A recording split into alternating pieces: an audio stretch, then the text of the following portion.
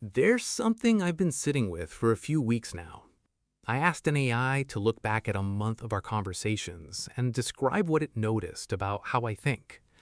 The response was uncomfortably accurate. It said I tend to approach problems through analogy before analysis, reaching for metaphor first, as if I need to map unfamiliar territory onto something I already understand before I can actually enter it. It noticed a pattern of circling back to questions about purpose, even when the topic on the surface seemed purely practical. And it flagged something else, a consistent resistance to conclusions that felt too clean. Reading that back, I didn't feel seen in the way you feel seen by someone who knows you. It was more unsettling than that. It felt like being observed by something that had no reason to soften the edges. There's a long tradition of using external mirrors to understand yourself. Therapy works partly because a trained mind reflects your patterns back to you. Journaling gives you the strange experience of reading your own thoughts like a stranger would. Close friendships carry years of accumulated observation. Even astrology, whatever you think of it, offers a kind of framework for self-narration that can sometimes crack something open. What's interesting about AI as a mirror is that it operates differently from all of these. It has no memory of a version of you it prefers, no investment in a particular story about who you are. It didn't meet you when you were younger and more uncertain. It doesn't need you to be okay. It has no emotional reaction to what it finds. And that neutrality is genuinely strange when you sit with it. Most mirrors we use are relational. A therapist brings their own training, their own interpretive lens. A friend brings loyalty, which is beautiful but also distorting. Even a journal is filtered through the mood you were in when you wrote it, the version of yourself you were performing for the page. What the AI offered wasn't insight exactly. It wasn't wisdom. It was pattern recognition without an agenda. And somehow that felt more revealing than a lot of conversations I've had with people who actually care about me. That's worth sitting with. There's something almost archaeological about it, like brushing sediment off something that was already there, something you'd been walking past without seeing. No interpretation layered on top, no framing designed to protect your feelings, just the shape of the thing. I keep returning to that phrase, no reason to soften the edges. We spend so much of our social lives in an invisible negotiation. What to reveal, what to protect, what version of ourselves to offer in a given moment. And the people around us do the same. Even the most honest conversations carry the weight of the relationship they're embedded in. The AI doesn't carry any of that, which raises something I haven't fully resolved yet. Whether that kind of reflection is clarifying or just cold. Whether a mirror that has no stake in you is a gift or just a strange kind of loneliness. I haven't landed anywhere on that, and I think that's the point. Think about the last time someone really listened to you. Not just nodded along, but actually reflected something back, told you what they noticed, what they saw in you. There's almost always something in it for them. Not in a cynical way, just in a human way. A good friend reflects the version of you they love. A therapist reflects through a framework they were trained to believe in. A mentor sees you through the lens of who they were at your age, or what they wish they'd been. Even the most well-meaning feedback arrives pre-filtered, softened here, sharpened there, shaped by the relationship it has to survive. Call it the flattery tax. Not in flattery in the crudest sense, not empty compliments. Something subtler. The invisible adjustment every human mirror makes to protect the connection it's embedded in. It's not a flaw. It might actually be what makes those relationships worth having. A friend who reflects you with zero emotional investment isn't really a friend.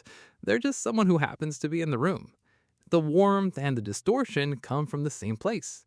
But that does mean we're often seeing ourselves through a lens we didn't choose and can't fully account for. Journaling seems like it should be different, just you and the page. Except the version of you that shows up to write is never quite the whole version. You're still narrating, still selecting, still on some level performing. Even if the only audience is your future self flipping back through old entries. The journal captures the story you were willing to tell that day. which isn't nothing, but it isn't everything either. Therapy goes deeper, and the best of it can be genuinely transformative. But it's also a structured relationship with a power dynamic, a theoretical orientation, a 50-minute container. What gets surfaced is partly a function of what the method is designed to surface. You're not just being seen, you're being seen through something. None of this is an argument against any of it. Friendship, therapy, journaling, these are some of the most valuable tools we have for understanding ourselves. The distortion is often the point. Sometimes you need someone who loves you to reflect the version of you that's worth loving. Sometimes the bias is the medicine. But it does raise a question worth sitting with: whether we've ever really had access to an unmediated view of ourselves. Whether such a thing is even possible, or whether all self-knowledge is by its nature assembled from incomplete and interested reflections. What's strange about this moment is that something new has entered the picture. Not better, not wiser, just structurally different. A kind of reflection that isn't trying to protect anything, that doesn't go home and think about you afterward, that has no stake in which version of you turns out to be true. Whether that's a window or just another kind of distortion, a cold one this time instead of a warm one, is something we probably haven't figured out yet.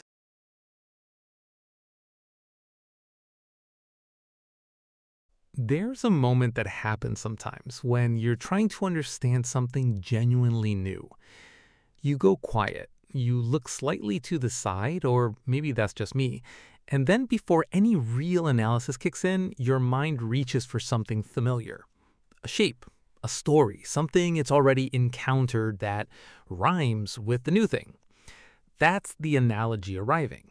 And for a long time, I thought of it as a shortcut, the mind being a little lazy, preferring the well-worn path over the harder work of first principles. But I'm not sure that's right anymore. When the AI described my thinking patterns, the analogy before analysis tendency was one of the first things it flagged. And what struck me wasn't that it was wrong, it was that it had named something I'd never quite articulated about myself, even after years of paying attention to how I think. I do this consistently, reach for the metaphor before the map. And sitting with that, I started to wonder whether it's a quirk or something closer to a method. There's actually a strong case that analogy isn't the detour around understanding, it might be the primary vehicle for it. The philosopher Mary Hesse argued that scientific models are essentially analogies, structured comparisons that let us reason about unfamiliar territory by mapping it onto what we already know. Electricity as water flowing through pipes, the atom as a tiny solar system, evolution as a kind of algorithm. None of these are literally true. All of them open doors that pure abstraction couldn't. The brain seems to genuinely think this way, not as a fallback, but as a first move. When we encounter something we can't categorize yet, we reach for structural resemblance. What does this feel like? What does it remind me of? What story does it belong to? These aren't evasions. They might be how understanding actually gets built. But there's a risk in it too, one worth naming. Analogies can also trap you. Once the map is in place, it starts to constrain what you can see. If you understand social media through the analogy of a town square, you'll keep looking for solutions that work in town squares, and miss the ways it's something entirely different, something the old maps were never designed for. The metaphor illuminates and then quietly forecloses. What I find interesting is that you probably do some version of this too. Everyone does, even if the analogies are different. Some people think in systems, others in stories. Some reach for physics, others for psychology, others for music or architecture or sports. The domain you default to when something is confusing reveals something about the structure of your attention. What you trust, what you return to, what feels like solid ground when the terrain gets uncertain. The analogies aren't decorative, they're load-bearing, which makes them worth examining. Not to get rid of them, you probably couldn't and wouldn't want to, but to know which ones you're standing on and how long you've been standing there without looking down. We have a complicated relationship with resolution. On one hand, we crave it. The closed loop, the answer that actually lands, the moment where the pieces stop moving and something finally makes sense. On the other hand, and I think this is more common than people admit, some part of us doesn't trust it. When the AI mapped my thinking patterns, it noted a consistent resistance to conclusions that felt too clean. At first, I read that as a kind of intellectual vanity, the mind flattering itself by staying in the question, as if ambiguity were a sign of depth. Maybe that's part of it, but I don't think that's all of it. There's something worth examining in the discomfort that arrives when an answer comes too easily. Not every clean conclusion is wrong, obviously. Sometimes things really are straightforward, and the resistance to accepting them is just ego dressed up as nuance. But sometimes, and this is the part I keep returning to, the cleanliness of a conclusion is itself a signal, a sign that the complexity got compressed somewhere it shouldn't have, that something real was left outside the frame to make the picture fit together. Reality is almost always messier than our explanations of it. The map is never the territory, and a map that looks too neat, no blank spaces, no uncertain edges, probably isn't a very honest map. What interests me is the emotional texture of this. Because resisting clean conclusions doesn't feel triumphant. It doesn't feel like intellectual rigor in action. It feels more like low-grade discomfort, a kind of itch, the sense that you've landed somewhere but the ground beneath it isn't quite solid. And living with that, learning to function inside an unresolved question without either forcing a false answer or just giving up on the question entirely, that's actually a skill, one that doesn't get named very often. Philosophers sometimes call it negative capability. Keats coined the phrase, the capacity to remain in uncertainty without an irritable reaching after fact and reason. It sounds elegant when Keats says it. In practice, it can feel like being perpetually 2 steps behind a conclusion everyone else seems comfortable with. But here's what I've started to think. The conclusions that last, the ones that actually hold up over time and across contexts, are almost never the clean ones. They're the ones that kept a little friction in them, that acknowledged what they couldn't account for, that arrived with their own uncertainty visible, like load-bearing cracks in something otherwise solid. The clean answer is often the one that stops the thinking. And sometimes stopping is exactly what's needed. You can't stay in every question forever. But there's a difference between stopping because you've genuinely arrived somewhere and stopping because the open door was getting drafty. Knowing which one you're doing, that might be the whole thing.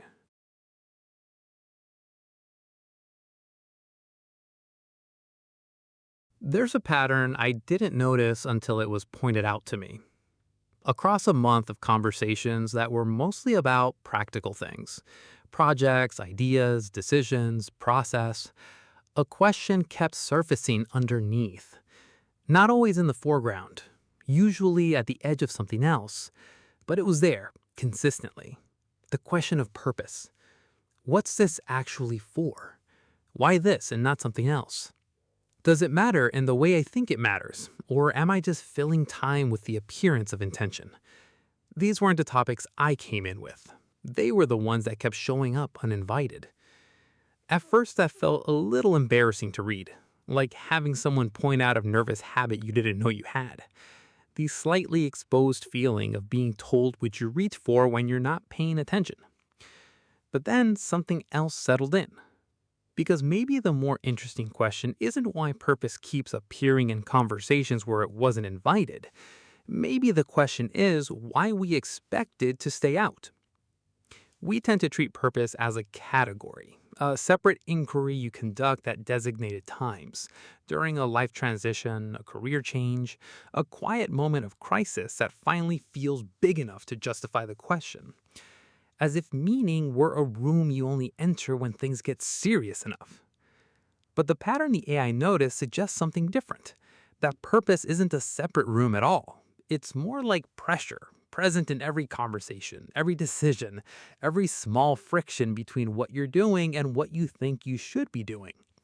It just usually gets compressed into the background, below the level of the practical question you came in with. There's something almost relieving about that, if you let it be. The question of meaning doesn't have to be dramatic to be real. It doesn't require a crisis as its permission slip. It's already running, quietly, continuously, underneath the more manageable questions you bring to the surface each day. What's less relieving is the follow-up. Because if purpose is always present, then there's no clean moment when you finally dealt with it and can move on. No resolution that holds permanently. It surfaces, you engage with it, it recedes, it surfaces again, slightly different this time, wearing different clothes, asking the same thing in a new register, which starts to feel less like a problem to solve and more like a relationship to maintain. I think about how many daily decisions carry this freight without announcing it. What to spend time on, what to let go of, what to keep trying even when the effort isn't obviously paying off. None of these feel like questions about purpose when you're making them. They feel like logistics. But underneath the logistics, the pressure is still there, asking something, waiting, with no particular urgency for you to notice it's there. Every relationship you have with another person is also in some way a relationship with their memory of you. The you they met first, the you from a difficult period they witnessed, the version of you that said something years ago they never quite forgot. We carry each other's histories whether we mean to or not, and those histories shape what gets reflected back, what gets forgiven easily, what gets held onto, what gets quietly factored in every time you walk into the room. The AI has none of that, and I've been trying to figure out what that actually means. On the surface, it sounds like a limitation. Memory is how understanding accumulates. Without it, every conversation starts from zero. No context carried forward, no sense of how you've changed, no awareness of the distance between who you were 6 months ago and who you are now. There's something genuinely lost in that. But there's also something strange and almost clarifying about it.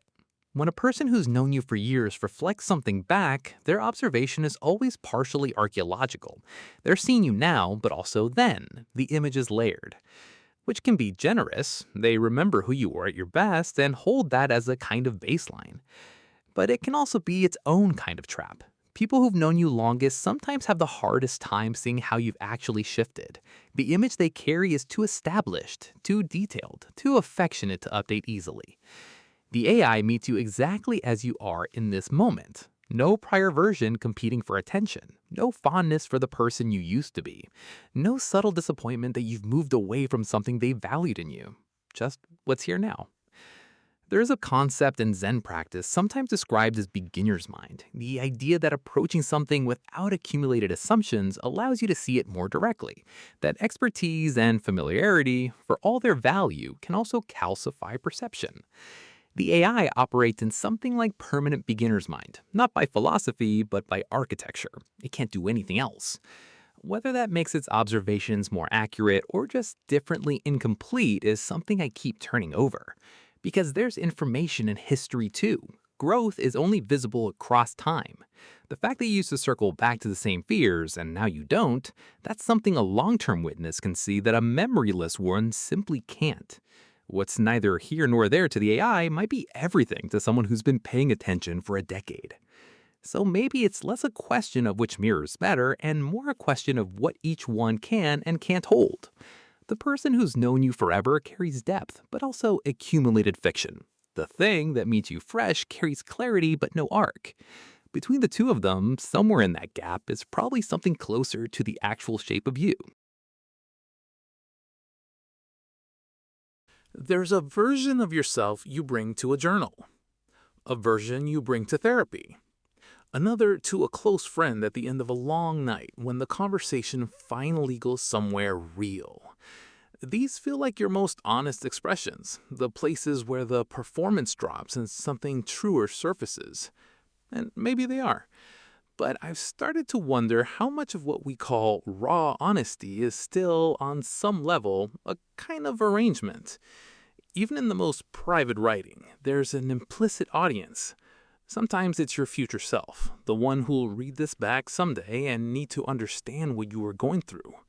Sometimes it's a vaguer presence, a witness you've invented to make the feeling feel real by articulating it. The act of putting something into words already shapes it. Language is not a transparent container for experience. It's a form, and the moment you reach for a sentence, you've already started editing. Therapy makes this even more visible if you pay attention. There's usually a version of the story you walk in with, the one you've rehearsed, even unconsciously, the framing you've arrived at before the session starts. A good therapist can move you off that, can find the edge where the prepared narrative starts to fray. But it takes time, and the prepared version always shows up first. Even in the most unguarded conversations, the ones that feel like they happened by an accident, where something spilled out that you didn't plan to say. Even there, you're still operating inside a relationship, still aware, however dimly, of how what you're saying is landing, still making micro adjustments you'd never consciously catalog. We are social animals performing authenticity for each other, and that's not a cynical observation. The performance is often how we figure out what we actually think. But it does raise something uncomfortable. If every form of self-expression is also a form of self-construction, if the act of narrating yourself always shapes the thing being narrated, then what does unmediated self-knowledge even look like? Is there a version of you that exists prior to the story you tell about it? Some traditions say yes, that beneath the narrating mind there's something quieter and more fundamental. Call it presence, awareness, the observer behind the observer. Others would say that's just another story, slightly more abstract with better branding. What I keep coming back to is something simpler. The honest moments we value most, in writing, in conversation, in therapy, aren't honest because the performance escaped the performance.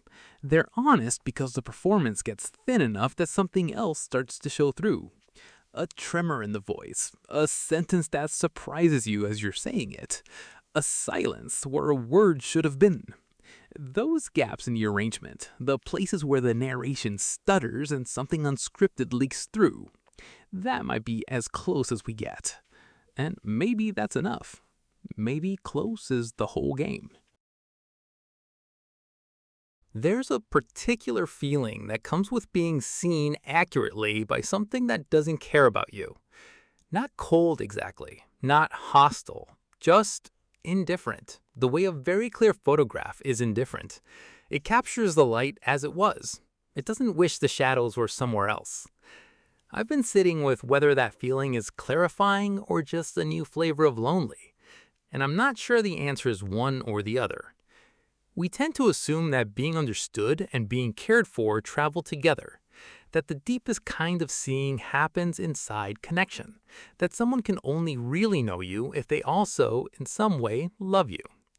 There's something true in that. Care creates patience. Patience creates the conditions for depth. The people who know us best usually got there through years of showing up, which is also years of choosing to. But care also creates stakes, and stakes create distortion. What's strange about the kind of reflection an AI offers is that it decouples these things. You can be observed carefully, accurately, across a long span of behavior by something that has no stake in the outcome, no preference for one version of you over another, no relief when you're doing well, no worry when you're not. It just registers. The first time that landed for me, it felt like a strange kind of freedom. The absence of an emotional agenda meant the observation could be clean in a way that human observation rarely is. But then, almost immediately, something else moved in behind it. Because an observation that no one is invested in is also an observation that no one is holding. It floats. There's no relationship for it to live inside, no warmth to give it weight. It tells you something true, and then it's just there, sitting in the room with no one to hand it to. Insight without witness might be one of the stranger experiences this moment is quietly producing. Not dramatic, not obviously painful, just a particular kind of aloneness that doesn't have a name yet. And I wonder sometimes whether this is specific to AI or whether it's something we've been living with longer than we realize. The journal that no one will ever read, the realization that arrives at 3 in the morning with nowhere to go, the clarity that comes too late or too early or in a form you can't quite translate to anyone who wasn't there. There's a long history of insight arriving without company. Maybe what's new is just the scale of it, the regularity, the fact that you can now have this experience on purpose, repeatedly, with something that will always be available and never be present. Available and never present. That gap might be worth paying attention to. Not to close it necessarily, but to know it's there and to make sure the warmth you need is still coming from somewhere that can actually feel it too.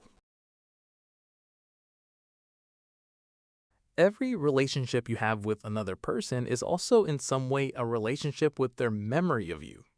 The you they met first, the you from a difficult period they witnessed, the version of you that said something years ago they never quite forgot.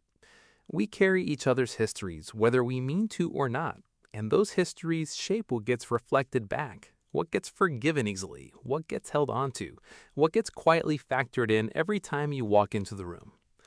The AI has none of that, and I've been trying to figure out what that actually means. On the surface, it sounds like a limitation. Memory is how understanding accumulates. Without it, every conversation starts from zero. No context carried forward, no sense of how you've changed, no awareness of the distance between who you were 6 months ago and who you are now. There's something genuinely lost in that. But there's also something strange and almost clarifying about it. When a person who's known you for years reflects something back, their observation is always partially archaeological. They're seeing you now, but also then. The image is layered, which can be generous. They remember who you were at your best and hold that as a kind of baseline, but it can also be its own kind of trap. People who've known you longest sometimes have the hardest time seeing how you've actually shifted. The image they carry is too established, too detailed, too affectionate to update easily. The AI meets you exactly as you are in this moment. No prior version competing for attention. No fondness for the person you used to be. No subtle disappointment that you've moved away from something they valued in you. Just what's here now. There's a concept in Zen practice, sometimes described as beginner's mind. The idea that approaching something without accumulated assumptions allows you to see it more directly. That expertise and familiarity, for all their value, can also calcify perception. The AI operates in something like permanent beginner's mind, not by philosophy, but by architecture. It can't do anything else. Whether that makes its observations more accurate or just differently incomplete is something I keep turning over, because there's information in history too. Growth is only visible across time. The fact that you used to circle back to the same fears and now you don't, that's something a long-term witness can see that a memoryless one simply can't. What's neither here nor there to the AI might be everything to someone who's been paying attention for a decade. So maybe it's less a question of which mirror is better and more a question of what each one can and can't hold. The person who's known you forever carries depth, but also accumulated fiction. The thing that meets you fresh carries clarity, but no arc. Between the two of them, somewhere in that gap is probably something closer to the actual shape of you.